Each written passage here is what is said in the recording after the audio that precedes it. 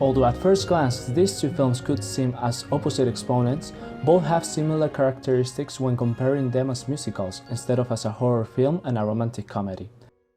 My Fair Lady, released in 1964, is a classical musical drama starring Audrey Hepburn and Rex Harrison as the main characters. The story narrates how a low-class London girl called Eliza Doolittle turns into a well-spoken woman integrated in the high society, only after phonetics professor Henry Higgins is challenged to teach her proper English. This Warner Bros. Production was critically acclaimed, winning 8 Academy Awards, 3 Golden Globes, and selected as the 91st greatest American film of all time, multiple reasons enough to highlight its influence as a classic opera-style musical. On the other hand, Sweeney Todd comes to be the major example of modern horror applied to musical genre. Released in 2007, the film relates how Sweeney Todd, a barber from the Victorian era, comes back to the city of London in search of his wife and daughter. Miss Lovett, a baker who falls in love with him, helps Todd to accomplish his objectives. As the plot develops, they have to commit numerous murders in order to get revenge and the protagonist to succeed in reuniting with his daughter.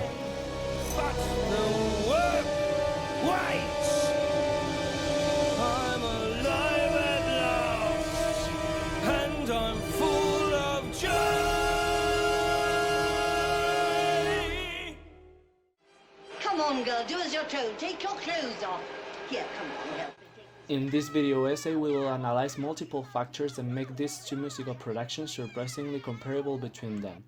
The two main points are the song and location and the level of integration of their performances in their respective plots, and the performances themselves. Look at me, Mrs. Lovett, look at you. Could have danced all night. I could have danced all night. Both films approach musical performances the same way, via musical integration. Their respective narratives are perfectly formed by both dialogue and performances, which often are dialogue themselves and essential elements for the development of the plot, as opposed to classical backstage musicals. It is interesting to observe integration and its application to a horror musical as Sweeney Todd, and how it differs from the classical integration from My Fair Lady.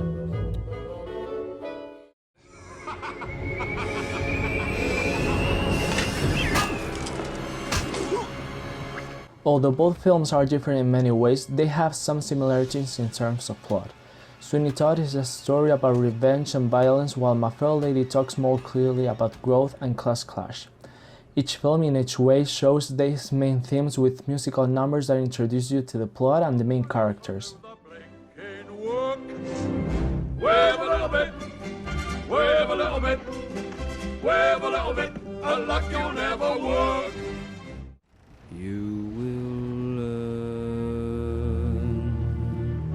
In the case of Sweeney Todd, the main introductory sequence is already a musical number, when the main character arrives to London in a ship. This number is used to set the story and tells you a little bit of the main character's background. There's a hole in the world like a great black pit, and the vermin of the world inhabit it, and its morals aren't worth what a pig could spit, and it goes by the name of London. At the top of the hole sit a privileged few, making mock of the vermin in the lower zoo, turning beauty into filth and greed. I too have sailed the world and seen its wonders, for the cruelty of men is as wondrous as Peru, but there's no place like London. But it is actually the fourth musical number, the one that introduces for the first time the plot of revenge. These are my friends. In this part, there is also an introduction of an important prop, the shaving blades that he will use later on as his revenge weapon.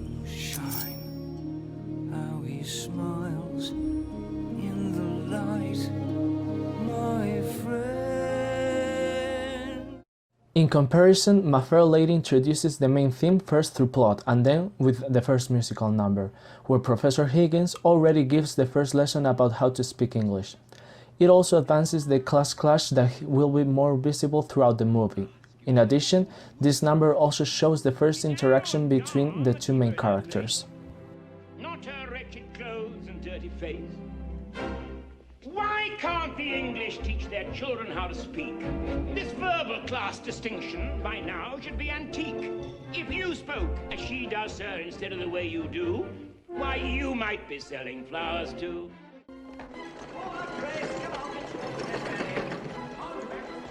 The main common characteristic is the setting, both set in London in different time periods. However, the huge gap between the different classes is visible in both times.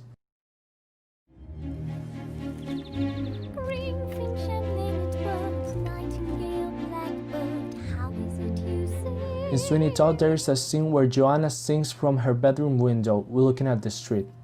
Her, as well as her father, are two of the characters that represent the higher societies in the movie.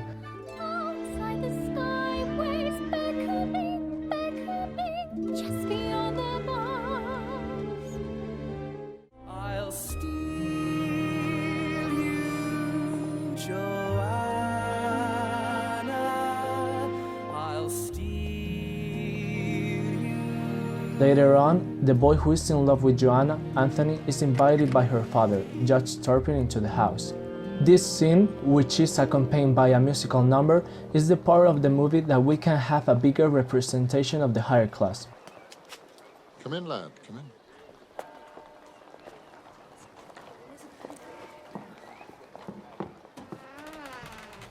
In contrast, when Todd and Marmaduke go to the street and gather around Pirelli's Elixir show, we can see how the masses and the lower classes are represented.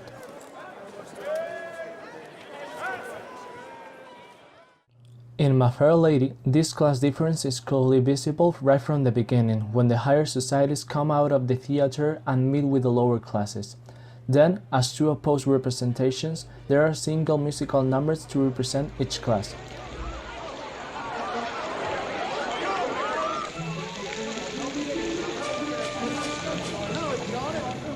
The one representing the lower one is when Elisa sings "Wouldn't It Be Lovely" with the people in the streets.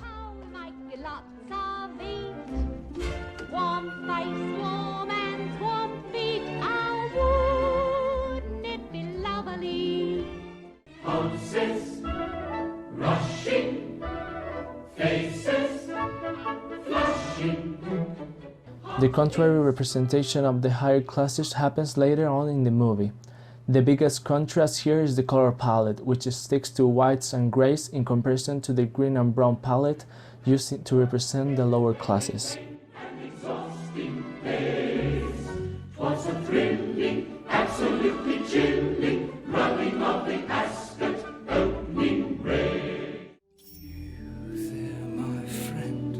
I'm your friend Come, too, let Mr. me hold you. If you only Now, Mr. with a sigh. All these musical numbers are used to represent the different characters and the different settings, but they also serve a major purpose. They have its origins in the opera and operetta, and their major role is to advance the story. They can sometimes substitute the actual dialogue or represent inner feelings of the characters. For example, in Sweeney Todd, when Judge Turpin goes to Todd's shop to get shaved, they both become a part of the musical number.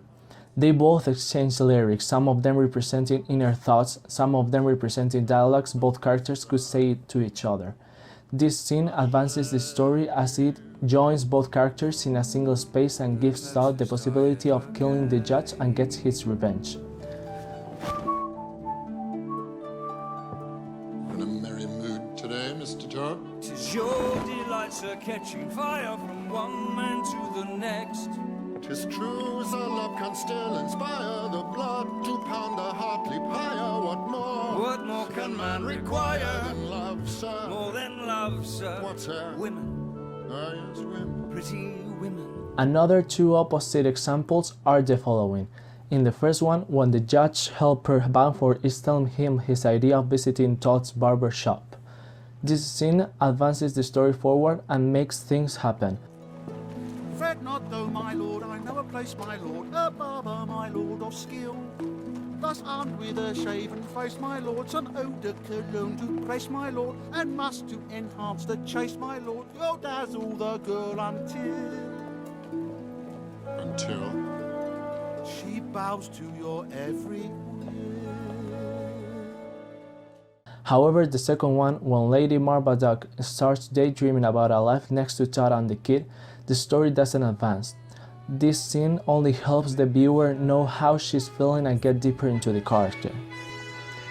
Think a snug it'll be underneath our flannel when it's just you and me and the English Channel in our cosy retreat, kept all neat and tidy. We'll have chums over every Friday, but I see. In My Fair Lady, there are several sequences that serve the same purpose. In one of them, Elisa shouts furiously about Professor Higgins while walking around the house. This part of the movie doesn't advance the plot, but helps the character show her feelings. As they raise their rifles, I'll shot, ready, aim, fire! Oh, ha, ha! And Regan, Daniel, go! Where's Regan? Just you wait! Speak, and the world is full of singing, and I am winging higher than the birds. Touch, and my heart begins to crumble, the heavens tumble. On the contrary, later on in the movie, when Elisa talks to a young man in the street, this conversation is represented through the lyrics of the song. Is that all you blighters can do? Don't talk of stars burning above. If you're in love, show me. Tell me no dreams filled with desire. If you're on fire, show me. Here we are together in the middle of the night. I am Adolfo Pirelli, the king of the barbers, the barber of kings. Buongiorno, good day. I blow you a kiss. To summarize, both films not only share formal characteristics and resources derived from classical musical integration methods, but also the themes treated during the films in the scripts. Class differences in all epochs have a major role in the development of the films and the visual language used in them, as it can be seen through the color palettes or the props.